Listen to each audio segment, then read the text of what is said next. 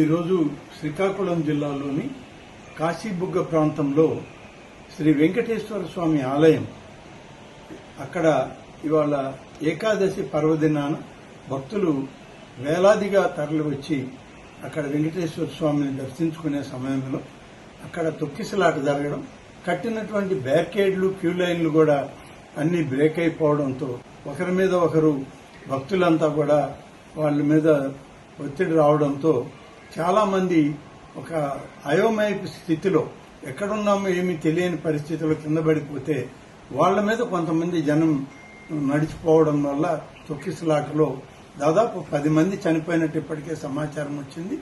మేము అన్ని వివరాలు కూడా ఇప్పటికే మా వ్యవసాయ శాఖ మంత్రి సోదరులు అచ్చెన్నాయుడు గారు, సోదరి శాసనసభ్యురాలు గౌతు శిరీష గారు అక్కడికే వెంటనే వెళ్లడం జరిగింది. అన్ని కూడా పరిశీలిస్తా ఉన్నారు.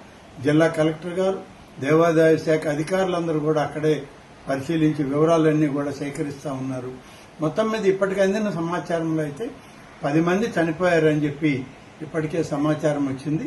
గౌరవ ముఖ్యమంత్రి గారు కూడా వీటి మీద స్పందించి ఆదేశాలు ఇవ్వడం జరిగింది. మొత్తం మీద ఈ ఆలయం అనేటువంటిది ఇది ప్రభుత్వ ఆధీనంలో ఉన్నటువంటి ఆలయం కాదు. ఒక ప్రైవేటు వ్యక్తి తన సొంత నిధులతో నిర్మాణం చేసిన ఆలయం. దీని వివరాలు కూడా సరిగా ప్రభుత్వం దగ్గర లేవు. దేవాదాయ శాఖ కానీ ఇతర జిల్లా అధికారులకు కూడా ఆ నిర్మాణం చేసిన వ్యక్తి ఈ ఆలయ వివరాలు ఇవ్వకుండా ఇవాళ ఏకాదశి పర్వదినాన దాన్ని ప్రారంభించుకుని ఎక్కువ మంది భక్తులు రావడం జరిగింది. ఆ ఆలయ పరిధి కేవలం 2-3 వేలు మాత్రమే సరిపోయేటువంటి ఆలయం.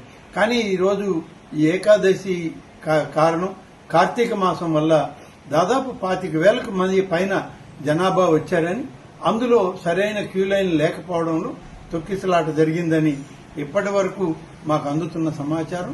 కానీ ఏదేమైనా అంతమంది భక్తులు చనిపోవడం అనేటువంటిది చాలా బాధాకరం.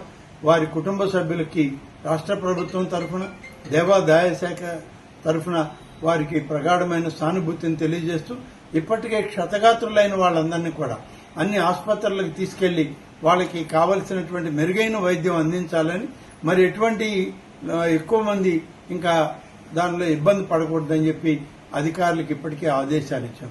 ఇంకా ఎలా ఉంటుంది సమాచారం అనేది మా వ్యవసాయ శాఖ మంత్రి వారు, జిల్లా కలెక్టర్ గారు, శాసనసభ్యులు అక్కడే ఉన్నారు కాబట్టి వారు ఇచ్చే సమాచారం తీసుకుని మళ్లీ మాట్లాడతారు. Thank you.